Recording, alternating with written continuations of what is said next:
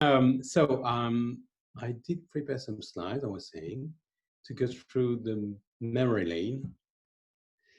And I actually use this an excuse to actually continue the conversation we had yesterday, especially some remarks from Stephen Frank, which I admire among other people here today and yesterday, and Walter. And so basically, there's some remarks, some questions were just about the idea of the presentation to talk about, which what's the technology we love in the Newton, just which is not available today into current devices, or different actually.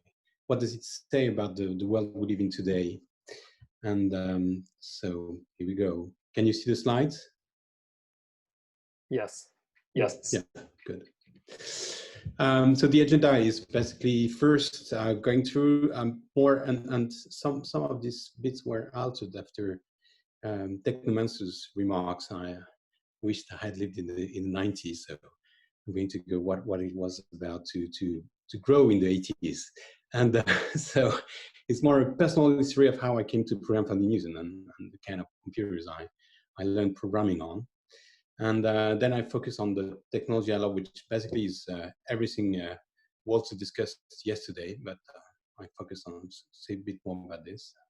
And then saying how, looking at this from today, like 20 years later. So basically, I've been learning programming in the 80s and 90s. I think I started around 85, 86. Well, actually, that is what the legend says when I started reading. And this was the computer at home. So I was very lucky. I realized I was very lucky. My parents were able to get this computer. And this was a lot of fun with few games, and but not so much. And quickly the game was to program this. But I want to say what it meant to program such computer. So I found archives of this, which is in French, but probably the same things existed in English. There was a magazine called Pumps. I got some real. I think I pretty much remember these covers. So probably these issues were at home, and you have an example of game on the left, and you have to realize, for those we didn't program at the time, that you had to type the programs. So you bought the magazine. Well, at some point they got floppies, but at first they didn't. So you actually had to type the code. And basically what happened for a kid who probably could not use the computer as much as he wanted, at least that's what happens with my kids. I was very probably looking at the magazines, dreaming of typing the code. So I probably didn't type all the codes, but it was quite exciting. And I just had a very nice time looking at the whole the table of contents of these magazines. And in fact, today, I think most of the programs are pretty boring, but at that time, I loved this. So, and you programmed in like assembly language, Pascal, which was mentioned yesterday by Walter, and the Apple IIe had Z80 card. It was a pretty good machine. I think my parents probably put a lot of money on this. Actually, my mother typed her thesis on this. And then this is a slide I did because Woz was here yesterday. This is a memory I have. You must understand that I did not speak English at all, or very few words, but I pretty much remember this comment in the code of the Apple IIe. So what happens is when you bought an Apple IIe, you got this book, the monitor RAM listing, which is actually the source code commented of part of the ROM software. And I've been reading this, which is crazy if you think about it. And there was this comment, I got plenty of nothing. I pretty much remember I've been explained that it was coming from Porgy and Bess. And to me today, the NOP operation is tied to this comment, actually. So just to explain for non-technical people, in these computers, and probably still the case on computers today, but when you need to wait in tight loop or something like this, when you need to wait, you would insert a lot of not, which means no operation, just doing nothing. And so I don't think it was just to put more thing later on, it was just probably a timing issue or something like this. And then you would put this, or maybe some alignments. I don't know exactly. So, and then what happened is I got my first own computer, because the Apple IIe was had a computer from the family, and of course they also had a Macintosh, Mac 2FX at some point. So it was just like a very powerful computer. But my first computer was this Macintosh LC. Well, not this picture. The picture I got on the internet, but Macintosh LC, which I got secondhand and with an FPU card, which of course I wanted to use this to do very crazy things, such as drawing fractals, like Mandelbrot fractals, as you can see on the right. And at that time, so POMS was replaced by the French edition of Scientific American. So I've been reading this, and I was very excited about everything in these issues, and I quite remember this cover as well. And I chose this one because, of course, they also had an article about immunity and viruses, or which is, of course, quite actual today.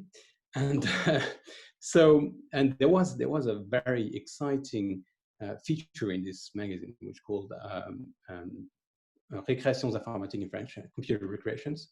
And there was a game which was called Cold War. And the game was about coding in assembly language, a program that would fight against other programs in assembly language. And I remember precisely actually implementing a simulator for this, and even writing. And I found this letter from Scientific American that I kept all these years. I found it several months ago. I wrote to Scientific American, and eventually they replied. I don't know exactly what I wrote, something about finding more details about this feature that, of course, no longer had. Probably Nate left the magazine or whatever. And so at that point, my point here is to say that when you grew as a kid or as a teenager at the time, you would probably focus on things that are very different from the kind of programming you have today. And assembly language was very, very present. And you had this kind of weird games. It was not about coding for the iPad or playing with Swift Playground, but very some hardcore stuff. And eventually, yes, this is something I wanted to say. We discussed yesterday about having built-in or provided software development tools. And one of my problems was I didn't have any development tools for the Mac. So eventually I bought, as a student version of CodeWire. And this is what I use on my Mac LC. But at my Finder, there was all these volumes of Inside Mac. And I wanted to say how much I was in love with the volume 6 of Inside Macintosh. For the people who know about this, it's the volume that introduces System 7, and System 7 actually added color. So there was some kind of how could we add color to programs, and it was very exciting to read the documentation. Retrospectively, I think it's more about probably being prevented as a kid to use the computer, because I couldn't use the computer all the time until it was my own, and even then, probably not. But then reading books and documentation, and this documentation was so clear, it was very, very inspiring. Okay, and then I came to get a Newton, and of course, to make a transition to this part by Newton, there was this other book which I precisely remember the cover of. I don't know if anyone else here does, but it was a book about the Apple products, which one of the systems on Apple II, and of course it's Newton there. But so it was some kind of probably I got the joke about the apple falling on Newton's head pretty early, based on this iconography. So my first Newton and based on Adam's memory lane, quite different because I entered the Newton era in 1997 only. And this computer was, well, this computer, I just put between quotes because it's different from desktop computer, but this computer is the first computer that I had serious uses for, because I really used it for something other than just having fun implementing games I read on magazines, or like, well, games, what you wouldn't call games today, but still. I used this to take notes and really used it on a daily basis as a student. And then I started, of course, experimenting with this. I mean, I've been experimenting with like calculators. Of course, I had calculators all around, which I programmed. I even remember programming my fellow students' calculators as well. But this Newton, of course, I've been using it just to take notes, and then eventually I tried to improve the interface for my own purpose. And this is when the first very inspiring thing about the Newton was that it was completely hackable in a different way than the previous computers I had.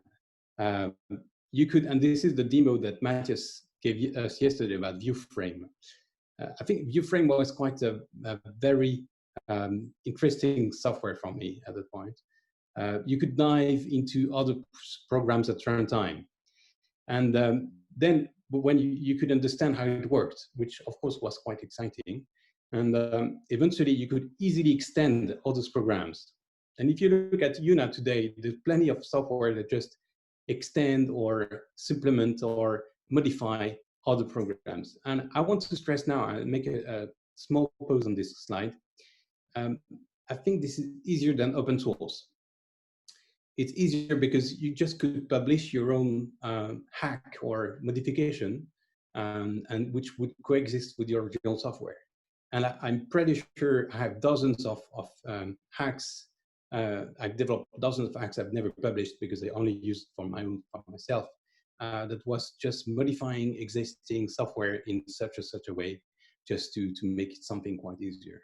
Of course, one of the main area I worked on was getting the Newton able to recognize French, because I was taking notes in French, but eventually you could change anything. The other thing I want to stress here, the Newton was hackable, and at that time, open source was not the same thing as today. I precisely remember that Matt Vaughan, who's the original author of NPDS, well, actually started from prototype from someone else, but he was the main author who started NPDS. And Matt Vaughan was quite an advocate of open source at the time. And NPDS is the Newton Personal Data Sharing, is Newton Web Server, which I worked on eventually. And today, I view, and I think we view open source differently than we did at the time, because many software were not open source. They were shareware. Adam was one of the shareware main seller for Newton, but they were shareware even on the Mac and so on. And open source was different, and we view it differently. And even one of the questions from Matthias yesterday said he wanted to get Einstein's source code when Einstein was first released, and Einstein was not originally developed open source. Why any project like this would be open source from day one today, I guess, at least for me. So it was different way of saying things.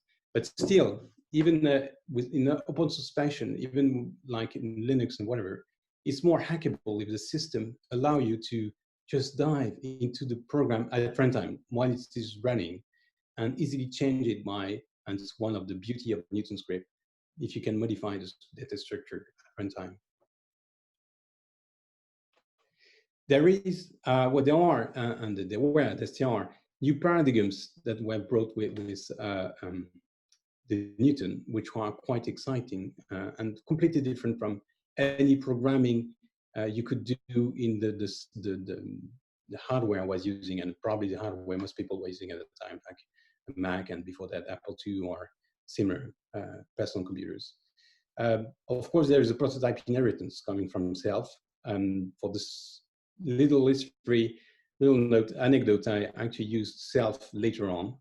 I think in in 2000 or something like this, just trying all kind of this university-driven runtime environments and languages just to have fun. But of course, in the case of the Newton, it was just the computer I was using. I mean, as I said earlier, as real use. There was this object data store, and I took this except as an illustration from Newton formats, which is part of the documentation. And this is the first time I read about Walter Smith in the documentation. And it says 2 cats. I think now there are plenty more. And I've been told that there's a dog as well. Well, actually, I met a dog as well.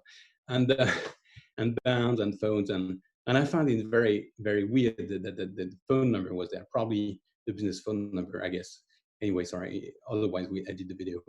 And these new paradigms was set in such a way, and we could have it in the Newton, and because I guess it was free from backward compatibility. So there was no reason to make it compatible with previous computers. And of course, the Mac LC, not my Mac LC, but several Mac LCs had Apple II compatibility card, and this was an issue at the time. The Newton wouldn't run any software from anything else, and so we could start from scratch. And this is something different today as well, I guess, because we had so many standards now that just make it difficult to think otherwise. You couldn't release a new device that wouldn't have a web browser, and even a web browser, you probably would have to implement either Safari, WebKit, or Chrome, or whatever, one of these web browser engines. And the last point of this technology is the Newton was nearly feature complete. I mean, there's little you would want to add. Of course, you want to hack it, and I did, to simplify things. And but eventually, it did most of what you actually need. Okay, it did most of what I needed. The form factor of the Newton, the fact, the way you held it, the stylus, and everything dictates the uses you would have for it. And you could very easily develop form-based application. I gave you a picture at the top right of one of my first program there, which is called Learn Fast, which I developed to actually help me learn facts from history lessons and other lessons like this, or vocabulary, just like a quiz or running. And this is just very simple form-based application that was developed very, very easily, very quickly, just using the documentation. Is typically, I guess, the kind of application the Newton was designed for. And when Walter says it's just about the form, of course, it goes down to the application we actually wrote, which just were forms and smart forms. Of course, the Newton also allowed out-of-the-box extensions and weird ones, like there was a Java runtime developed by Sean Luke, and the web server I mentioned earlier, and PDS, also an MP3 player and an emulator. So you could do things that were completely not planned in the first place, but yet these extensions were, I guess, not really, they just looked like weird on the Newton. They're not planned for this, and it's not the main use. I say, well, they're not the main use. At some point, my Newton only served as a web server because it was cool to have a web server on it, but it's not the main use for a computer like this. You wouldn't need a screen, actually. And then what I suggested, drawing from this, to have a look at all this 20 years later, and I think my argument is fourfold. The first is something that was mentioned yesterday. We live in a world where privacy and security are a thing, which probably wasn't at the time. I think that the technology emerged when there were much less computers out there, and we probably were very naive about security issues, and all of us. I mean, well, that's I would just complete this statement by saying that the Watson that Sylvain will present later on actually featured signed software. You cannot run software does not sign the same way software is signed on the iPhone. So the principle, the technology was there, was not implemented except on Watson. But still, there is eventually the hackability of the Newton is the first thing that you would sacrifice for security. And I would say that as a user, I'm quite happy with it. And probably most of users are. I mean, I'm very happy to know that, for example, the webcam of my computer is not on when the LED is off, and my data is not everywhere, and even if it puts a lot of restriction of how I use my Mac or whatever computer I use. And of course, it's quite a pain because we live in the walled garden, and it's difficult to install software on the iPhone and so on. But still, nowadays, with all these many devices out there, we realize that the hackability of the fact that one application can just access the data of another application and just modify it just doesn't scale to today's world. And if you look at other platforms such as the Mac of course grew more and more secure. Just to remind you, the time of System 7, which I mentioned, was inside Macintosh. You could have a piece of code that just ran in the process of other programs, and this feature actually, there were workarounds that were around for decades. Until recently, you could still run specific with the Mac injection and all the techniques. You could inject code into another application and do crazy hacky things. Of course, it's gone now, but it's been more and more restricted and more and more secure. The other thing is probably, and I've been listening to at that time when Einstein was displayed in 2004, a lot of people say, great, we're going to have the handwriting recognition we love on any device. I think today with I just want to say that I've been trained with a PhD in AI, so I've been looking at the research on this kind of topics, and probably today there is the technology for handwriting is much better than what is available on the Newton. But the reason it's not available on the iPad, for example, by default, is not technology for a technological reason, and it's probably because the interest had shifted to other interfaces such as voice. So our dream of a virtual personal assistant that just would help us evolve to these new interfaces, just like we're focusing on self-driving cars, and we're just dreaming of having the equivalent of someone serving us, and it was the PA, it's the driver, and so on. And handwriting is an interface that is just decreasing, should we like it or not, and even text, and more people are pushing videos, and probably not for the good reason, probably because you could get advertisers pay more on video ads than on text ads. But still, and then for these reasons, if you wanted a new platform with good handwriting recognition, it would be easier to develop from scratch, or reading the research literature on this, than trying to get it, the Newton technology, and improving it. And the other thing that, if we look at this at that time, I think, and this is based on one of the remarks of Walter yesterday, there probably is a Taylorization of the software industry.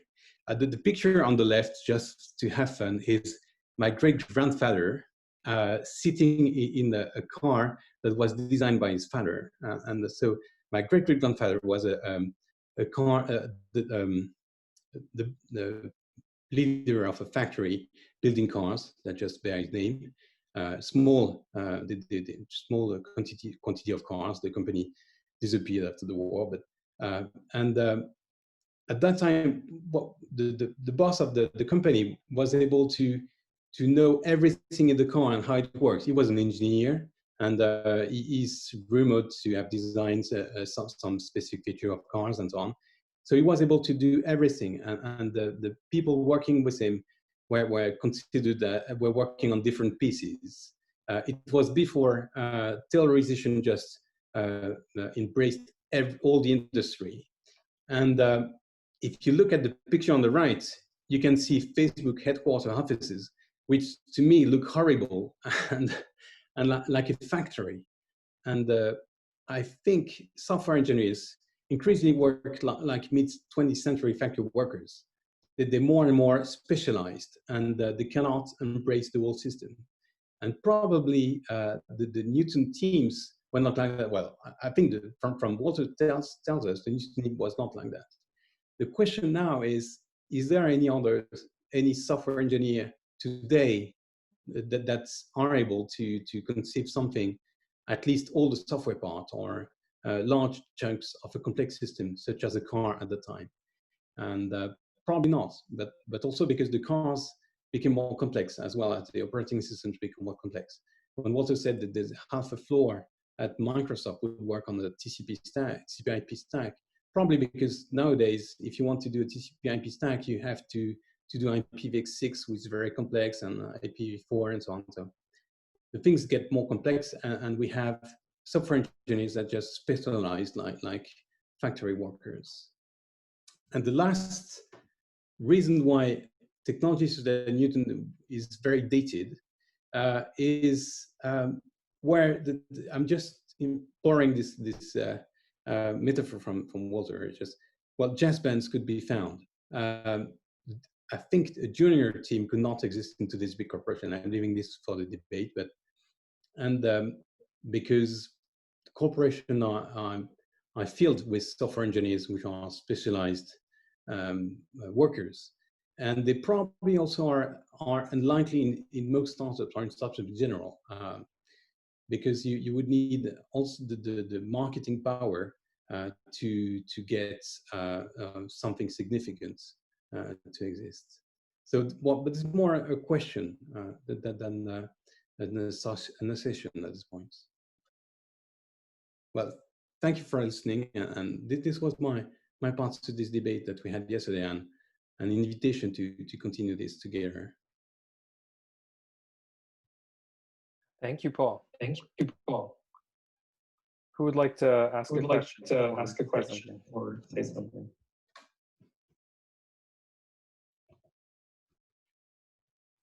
I just want to chime in real quick about the oops, I hear myself twice. And now there's a terrible echo. Somebody. Hang on, let me see.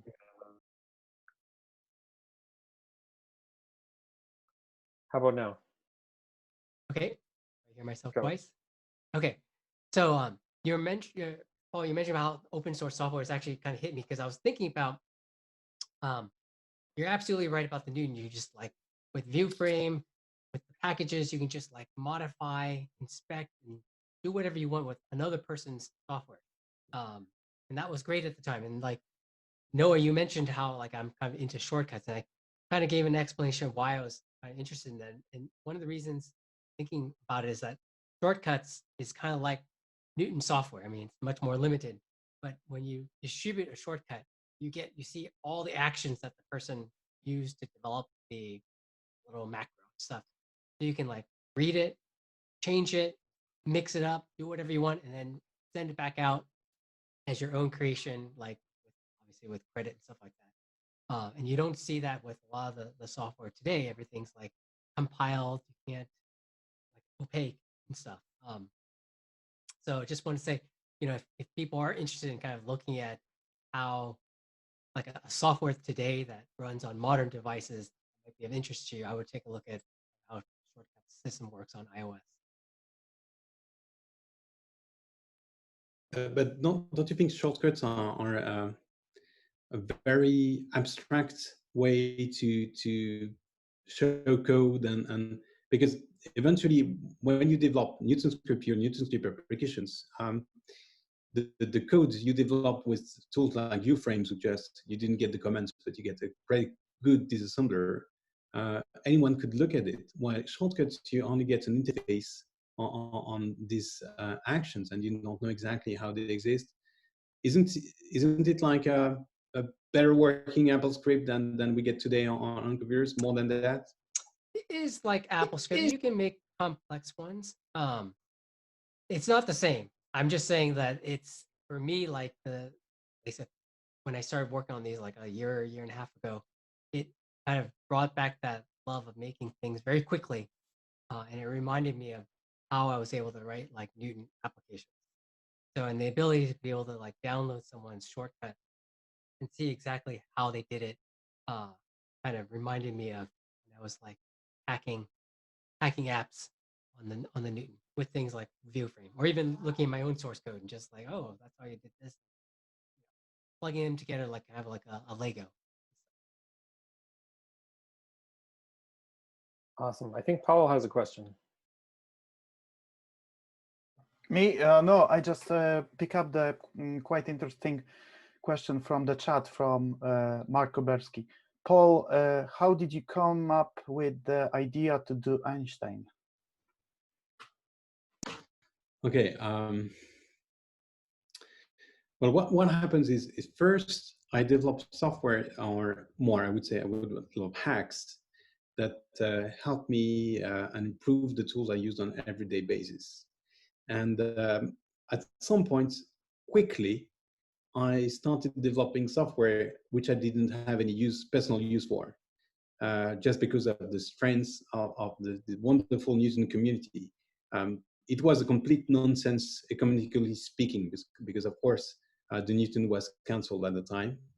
For the record, I got my Newton in 1997, and Newton was cancelled just a year after.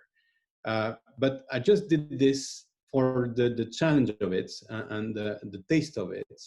And there were a succession of more and more difficult challenges, like first the ATA driver, the system updates, and then I thought, why not an emulator? And since the Newton was cancelled, it just made sense. But it was more like, why not do this for the fun of it? And also, I've been given the technical documentation I mentioned earlier during Matthias' talk that just explain how to develop specific for licensees, for Newton technology licensees. They were incomplete, so not everything was in there. But drawing from what I had to understand using Hammer, the lower level debugger, to develop the ATA driver, and these documents, I thought was doable, and this is how I came with the idea. Great. Paul, what are you working on today that you can tell us about?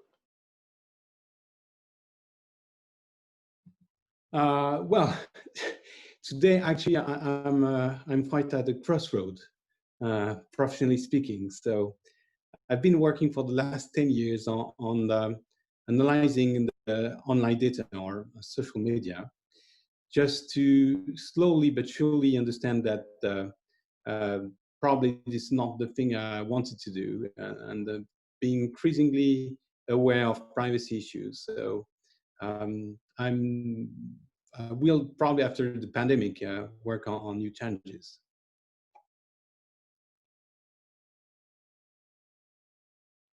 Somebody wrote in the chat that he could tell us, but then he'd have to kill us.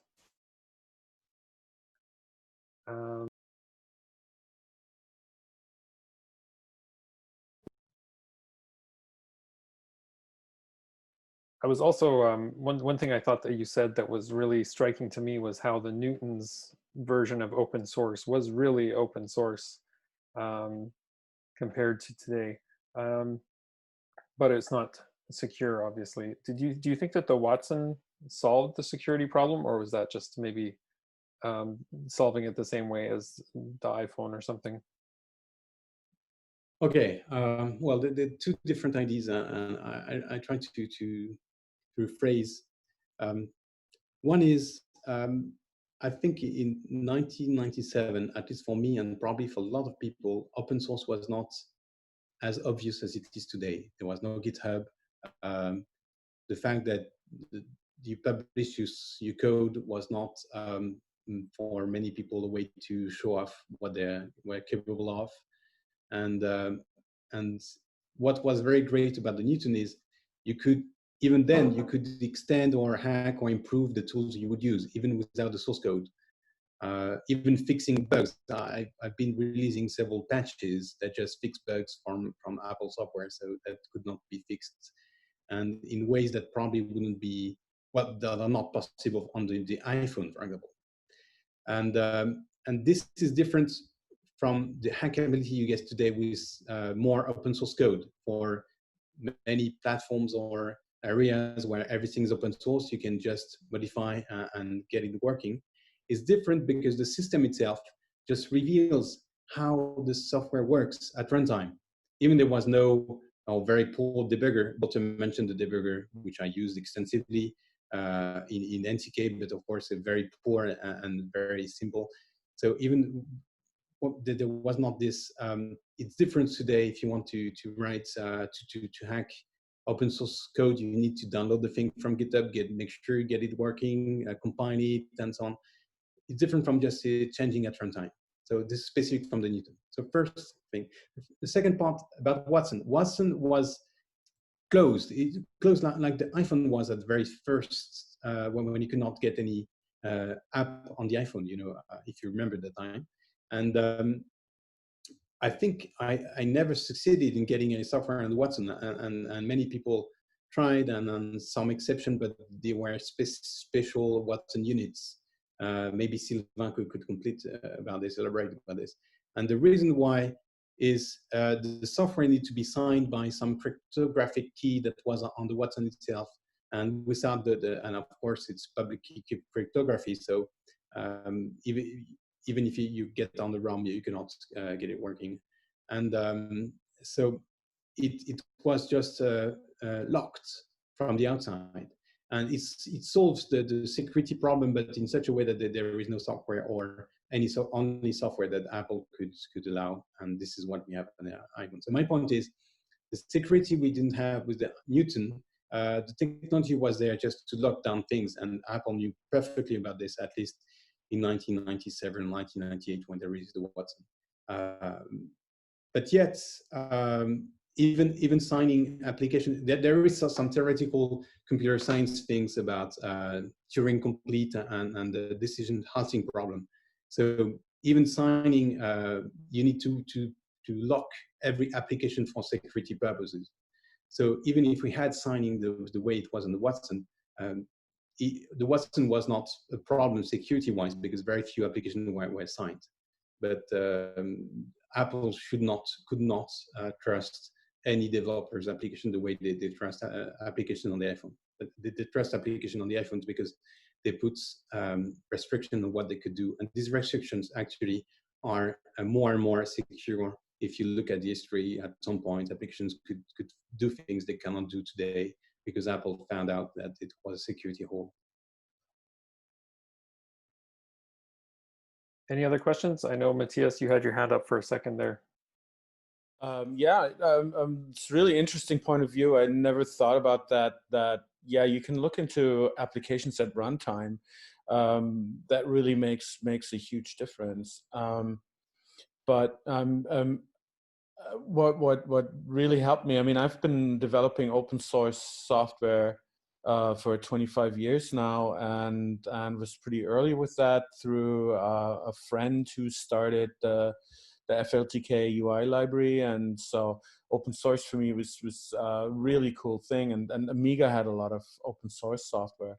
So when Einstein came out and it was closed source in the beginning, oh my God, I even went in and tried to find debugging information in there and tried to find out how you did this. And so I wanted to really thank you that the next year in Tokyo, you published it and made it open source.